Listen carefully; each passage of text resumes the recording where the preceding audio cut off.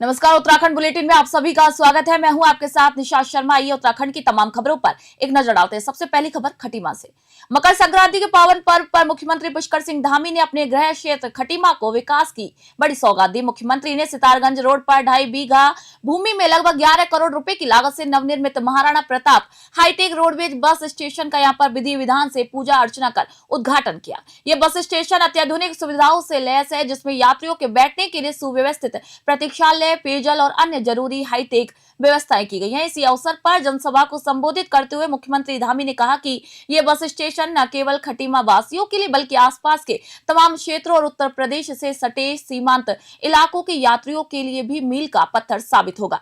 मुख्यमंत्री ने जोर देते हुए कहा कि हमारी सरकार की सर्वोच्च प्राथमिकता सीमांत क्षेत्रों का सर्वांगीण विकास करना है। उन्होंने जनता को आश्वस्त किया कि उत्तराखंड के दूरस्थ क्षेत्रों में आधुनिक बुनियादी ढांचे का निर्माण निरंतर जारी रहेगा ताकि आम जनमानस को सुगम परिवहन और बेहतर सुविधाएं मिल सके। खटीमा से अशोक सरकार की रिपोर्ट आपको बता रहे हैं।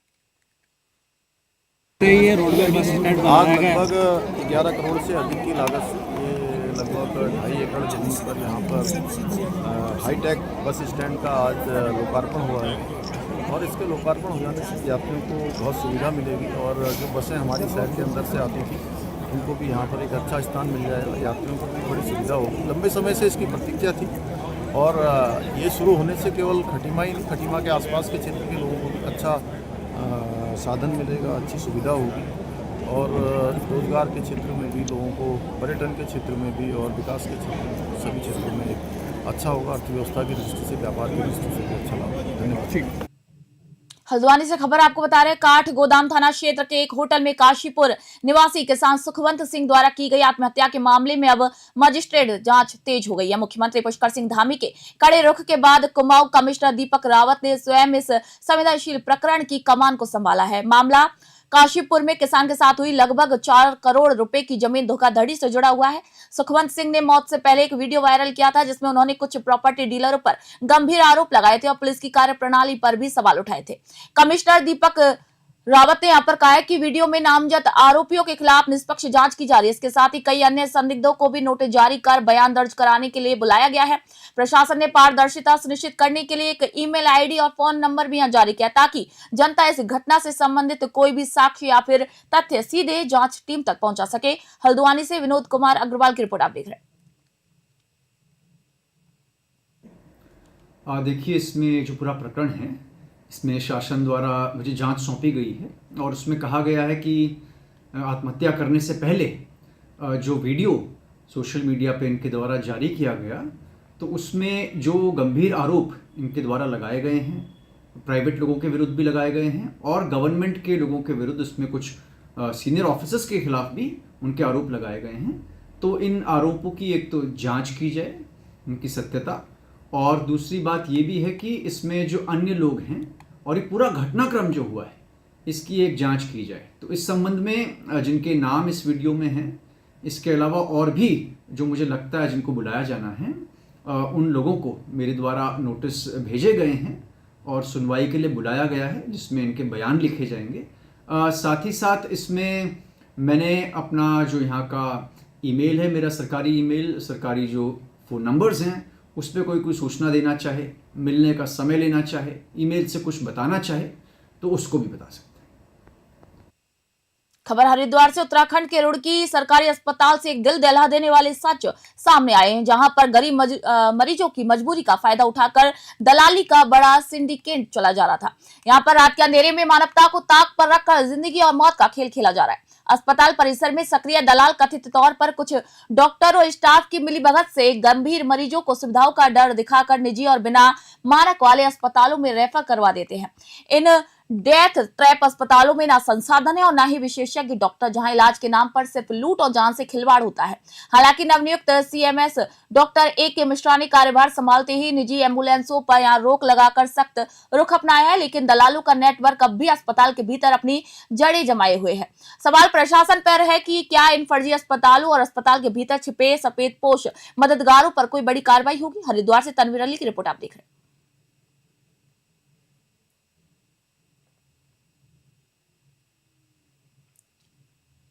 सूर्य के उत्तर नारायण होने के महापर्व मकर संक्रांति पर आज धर्मनगरी हरिद्वार में आस्था का जनसैलाब उमड़ पड़ा। सुबह की पहली किरण के साथ ही कड़ाके की हाड़ कपा देने वाली ठंड के बावजूद देश के कोने कोने से आए श्रद्धालुओं ने यहां पर गंगा की लहरों में डुबकी लगाई।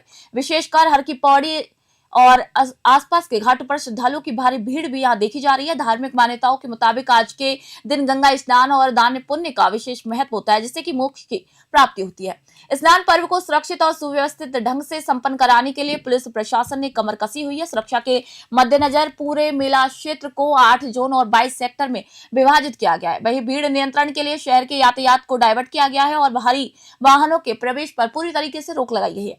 घाटों पर जल पुलिस और सुरक्षा कर्मी मुस्तैद है ताकि श्रद्धालुओं को किसी प्रकार की असुविधा ना हो। हरिद्वार से तनवीर अली की रिपोर्ट आप देख रहे हैं।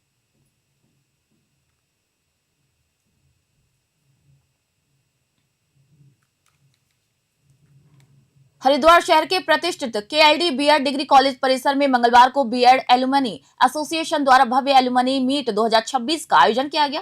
इस कार्यक्रम में बड़ी संख्या में पूर्व छात्रों ने शिरकत की और कॉलेज के पुराने दिनों की यादों को ताजा करते हुए अपने पेशेवर अनुभवों को साझा किया।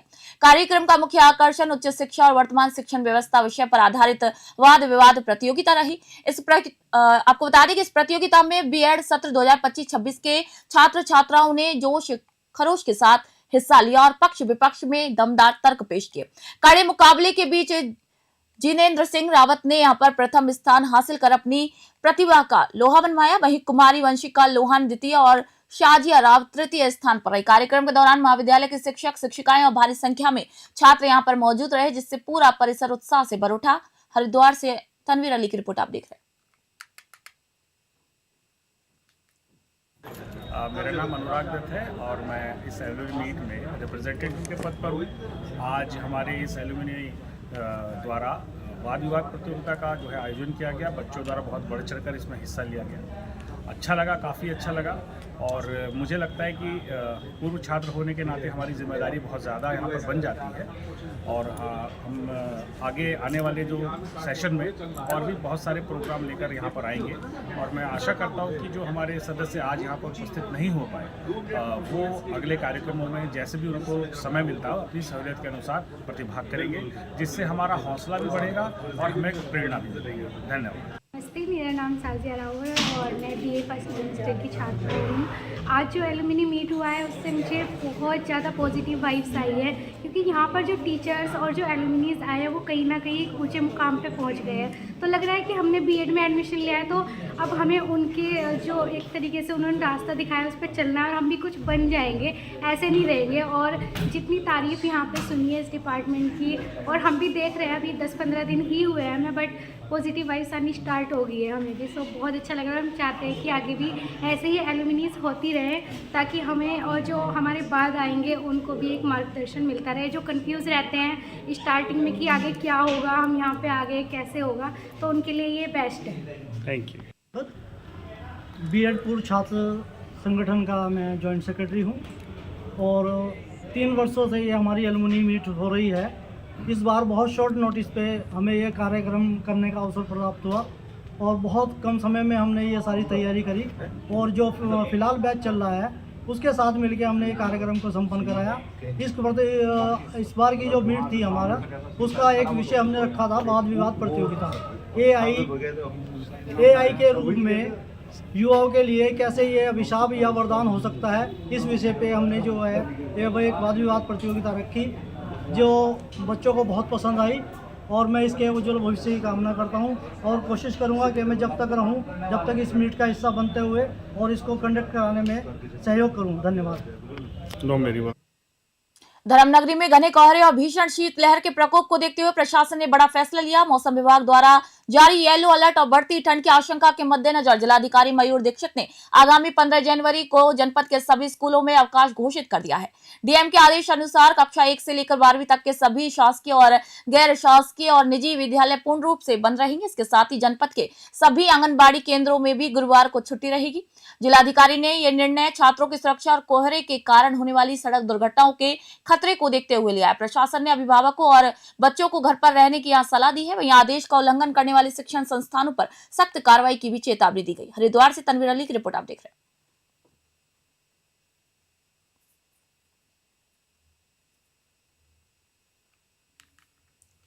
हरिद्वार में एक और जहां सरकार बेटी बचाओ बेटी पढ़ाओ का नारा दे रही है, तो वहीं रुड़की में एक गर्भवती महिला इंसाफ के लिए प्रेस क्लब की चौखट पर न्याय की गुहार लगा रही है। पीड़िता साक्षी ने अपने परिजनों के साथ पत्रकार वार्ता करते हुए ससुराल पक्ष पर दहेज उत्पीड़न और बेरहमी से मारपीट के यहाँ गंभीर आरोप लगाए हैं। पीड़िता का कहना है कि उसके ससुराल वालों ने न केवल उसे प्रताड़ित किया बल्कि उसके गर्भ में पल रहे मासूम को मारने की भी कोशिश की। साक्षी के भाई जैनेश सैनी का आरोप है कि राजनीतिक दबाव के चलते पुलिस मामला दर्ज करने से कतरा रही है। पीड़िता का कहना है कि मेडिकल होने के बावजूद अब तक आरोपियों पर कोई कार्रवाई नहीं की गई, वहीं जिससे कि उनका पूरा परिवार खौफ के साए में जी रहा है। उन्होंने प्रशासन से मांग की है कि दहेज लोभियों के खिलाफ सख्त मुकदमा दर्ज कर उन्हें सुरक्षा प्रदान की जाए। ये मामला उत्तराखंड की कानून व्यवस्था और महिलाओं की सुरक्षा के दावों पर बड़ा सवाल खड़ा करता है। हरिद्वार से तनवीर अली की रिपोर्ट आप देख रहे हैं। इसको भी मारने की बीजेपी वाले कोशिश कर रहे हैं और संघ वाले मिले हुए हैं। दूसरी अंकिता भंडारी पैदा करने की तैयारी की जा रही है। वो अंकिता भंडारी पहाड़ की थी, ये हरिद्वार की है। पैसे के लिए बोला शादी के बाद तभी से ऐसा कर रहे हैं। खबर दिनेशपुर से। लोक संस्कृति और समृद्ध पहाड़ी परंपराओं के संगम के साथ दिनेशपुर में उत्तरायणी, कौतिक और घुघुती त्योहार बड़े ही हर्षोल्लास के साथ मनाया गया। पर्वतीय जनमंगल सेवा समिति द्वारा आयोजित इस भव्य कार्यक्रम में उत्तराखंड के नामचीन कलाकारों ने अपनी शानदार प्रस्तुतियों से दर्शकों को मंत्रमुग्ध कर दिया। प्रसिद्ध लोक गायक जितेंद्र तोमक्याल, किशन महिपाल, बेबी प्रियंका, मनोज आर्य और उर्मिला कन्याल के गीतों पर लोग देर रात तक थिरकते हुए नजर आए। कार्यक्रम के दौरान पारंपरिक छोलिया नृत्य और पहाड़ी लोक गीतों ने पहाड़ की विरासत को जीवंत कर दिया। आयोजन में पहुंचे अतिथियों ने अपनी संस्कृति को संजोए रखने पर जोर दिया। वहीं समिति के अध्यक्ष खड़क सिंह कार्की ने यहाँ पर कहा कि ऐसे उत्सव नई पीढ़ी को जड़ों से जोड़ने का सशक्त माध्यम है। वहीं भाजपा प्रदेश मंत्री गुंजन सुखीजा, पूर्व चेयरमैन काबल सिंह विर्क ने भी लोक परंपराओं के संरक्षण के लिए इस प्रयास की सराहना की। कौतिक में उमड़ी भारी भीड़ ने यह साबित कर दिया कि आज भी लोगों के दिलों में अपनी संस्कृति के प्रति अटूट प्रेम है। दिनेशपुर से राहुल विश्वास की रिपोर्ट आप देख रहे हैं।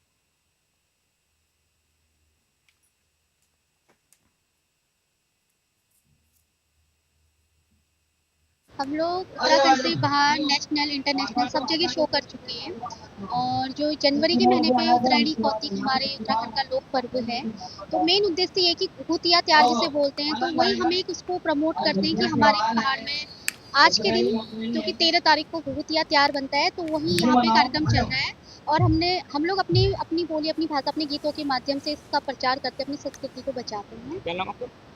मंगल सेवा समिति ने बहुत सुंदर 9 साल से प्रोग्राम उत्तरायणी मेले का कर रहे हैं, जिसमें हमारे खड़क सिंह कार्की जी जो हमारे बुजुर्ग हैं और उसके साथ उनकी टीम को मैं बधाई देता हूं और साथ साथ लोहड़ी और मकर संक्रांति की बधाई देता हूं और हमारे सांसद अजय भट्ट जी और पुष्कर सिंह धामी, धाकड़ धामी जी की तरफ से भी समस्त जनता को लोहड़ी, उत्तरायणी मेला और मकर संक्रांति की लाख लाख बधाई देता हूं। मैंने यहाँ घोषणा की है, हम लोग भगवान की कृपा से उत्तरायणी मेले के लिए जगह नहीं थी, हमने जगह देने की घोषणा यहाँ की है, क्योंकि आज भगवान की कृपा से पूरी हो गई। तो मैं आपके चैनल को बहुत बहुत धन्यवाद दूंगा। आप लोगों ने एक पर्वतीय सांस्कृतिक मंच यहाँ पर हमने बनाया है, जिसका नाम पर्वतीय जनमंगल सेवा समिति है। विगत 9 साल से हम लगातार ये कार्यक्रम यहाँ पर कर रहे हैं। हमारा उद्देश्य एक है, हम लोग पहाड़ से यहाँ आए हैं और पहाड़ की जो संस्कृति को इस तराई में उजागर करने के लिए हमने ये आयोजन किया है। तराई एक गुलदस्ता है, इसमें हम चाहते हैं यहाँ पर पंजाबी बहुल इलाका है, बंगाली बहुल इलाका है, पूर्वांचल के हैं, इन सब के बीच में हम चाहते हैं हमारी संस्कृति का भी एक अहम फूल उसमें रहे, ये हमारा उद्देश्य है। और विगत 9 सालों से हम बराबर पर्वतीय जनमंगल सेवा समिति दिनेशपुर, जिसके तत्वाधान में पिछले लगातार 9 वर्षों से प्रत्येक वर्ष यहाँ उत्तरायणी कौतिक का पर्व मनाया जाता है और जिसके माध्यम से इस पूरे उत्तराखंड की संस्कृति की झलक हम सबको देखने को मिलती है। हमारे उत्तराखंड के सभी त्योहार इस पूरे देश को, पूरे विश्व को एक संदेश देने का काम करते हैं। चाहे हम उत्तरायणी की बात करें, चाहे हम हरेला की बात करें, चाहे हम फूलदेवी की बात करें, इस उत्तराखंड का मनाया जाने वाला प्रत्येक त्योहार इस पूरे विश्व को एक संदेश देने का काम करता है। और आज विभिन्न सांस्कृतिक कार्यक्रमों के माध्यम से इस पूरे उत्तराखंड की संस्कृति की झलक हम सबको देखने को मिली। मैं यहाँ की पूरी कमेटी को हृदय की गहराई से धन्यवाद देता हूँ और आपके माध्यम से हम लोग उत्तराखंड से बाहर नेशनल इंटरनेशनल सब जगह। हरिद्वार में अखिल विश्व गायत्री परिवार द्वारा आयोजित होने वाला शताब्दी समारोह इस वर्ष राष्ट्र निर्माण और आध्यात्मिक चेतना का एक नया अध्याय लिखने जा रहा है। देव संस्कृति विश्वविद्यालय के प्रति कुलपति डॉक्टर चिन्मय पंड्या ने कार्यक्रम की विस्तृत रूपरेखा साझा करते हुए बताया कि ये अवसर गुरुदेव की साधना और अखंड दीपक के 100 वर्ष पूर्ण होने का प्रतीक है। वसंत पंचमी पर आयोजित होने वाले इस भव्य समागम में देश के गृह मंत्री, रक्षा मंत्री और मुख्यमंत्री समेत कई केंद्रीय मंत्री और अंतरिक्ष यात्री शुभांशु शुक्ला विशिष्ट अतिथि के रूप में यहाँ शामिल होंगे। डॉक्टर पांड्या ने जोर देते हुए कहा कि समारोह का मुख्य लक्ष्य व्यसन मुक्ति और पर्यावरण संरक्षण है। यानी कि गायत्री परिवार ने अपने करोड़ों सदस्यों के माध्यम से 16 करोड़ लोगों को नशा मुक्त करने का यहाँ पर विशाल लक्ष्य निर्धारित किया है। एक व्यक्ति एक को मुक्त कराए के मंत्र के साथ ये अभियान जन जन तक पहुंचेगा। भविष्य की योजना साझा करते हुए उन्होंने कहा कि 5000 से अधिक केंद्रों का सुदृढ़ीकरण और कार्यकर्ताओं का व्यक्तित्व परिष्कार उनकी प्राथमिकता है ताकि समाज का वास्तविक नवनिर्माण किया जा सके। हरिद्वार से तनवीर अली की रिपोर्ट आप देख रहे हैं।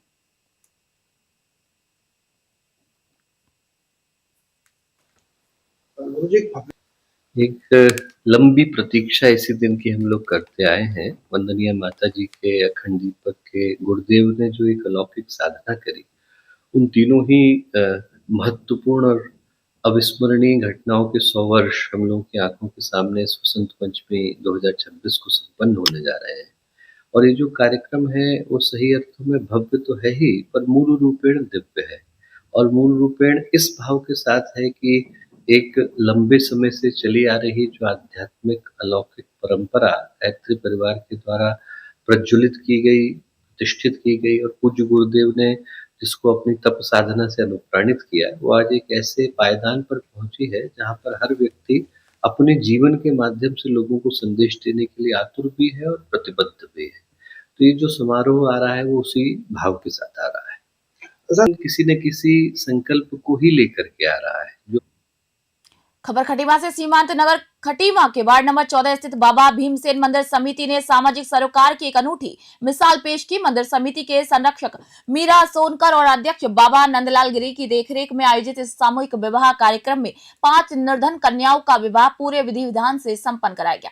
विवाह उत्सव का शुभारंभ भव्य बारात के साथ हुआ जो रेलवे स्टेशन रोड से शुरू होकर पीलीभीत रोड होते हुए बाबा भीमसेन मंदिर पहुंची। बारात में शामिल मनमोहक झांकियां शहरवासियों के लिए आकर्षण का केंद्र रही। पंडित भानु प्रताप ने विवाह की सभी रस्में पूरी करवाई, जिसके बाद विशाल भंडारे का यहां पर आयोजन किया गया। मंदिर समिति की ओर से नवविवाहित जोड़ों को गृहस्थी बसाने के लिए बेड, अलमारी, श्रृंगारदान, बर्तन और कपड़े आदि उपहार स्वरूप भेंट किए गए। इस नेक कार्य की पूरे क्षेत्र में सराहना हो रही है, जिसमें स्थानीय लोगों ने भी बढ़ चढ़ कर अपना अपना सहयोग दिया। खटीमा से अशोक सरकार की रिपोर्ट आपको बता रहे हैं।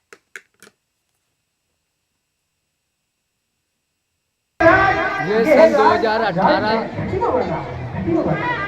से ये विवाह संपन्न कराया जा रहा है और आज सन 2026 में 9वीं कन्या का विवाह है और इसमें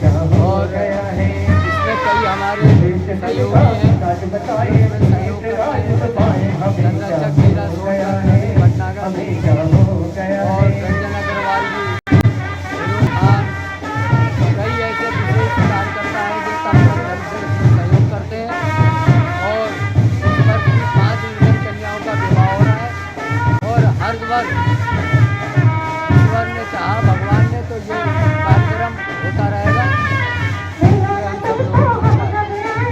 और 5 निर्धन कन्याओं का विवाह है। एक वार्ड नंबर 13 खटीमा, एक पकड़िया, टनकपुर, राजीव नगर। महाराजा भीमसेन की भूमि है और बहुत प्राचीन मंदिर है बाबा भीमसेन का। और इसी बाबा भीमसेन प्राचीन मंदिर में जन सेवा कल्याण समिति श्रीमती मीरा सोनकर जी और बाबा जी के द्वारा, बाबा नंदलाल गिरी के द्वारा चलाई जा रही है। उसके जरिए 2018 से लेकर लगातार हर वर्ष ये निर्धन कन्याओं का विवाह कराया जाता है। विगत वर्ष की बात है, इस वर्ष भी 5 निर्धन कन्याओं का विवाह बहुत धूमधाम से मनाया जा रहा है। और इसमें सारे लोग आसपास के इस संस्था के साथ साथ भीमसेन मंदिर से जुड़े लोग सभी अपना सहयोग देते हैं और ये कार्यक्रम चले आ रहा है। उत्तराखंड बुलेटिन में फिलहाल इतना ही। देश दुनिया खबरों के लिए देखते रहिए न्यूज़ 21 में निशा शर्मा। फिलहाल आप सभी से इजाजत चाहती हूँ।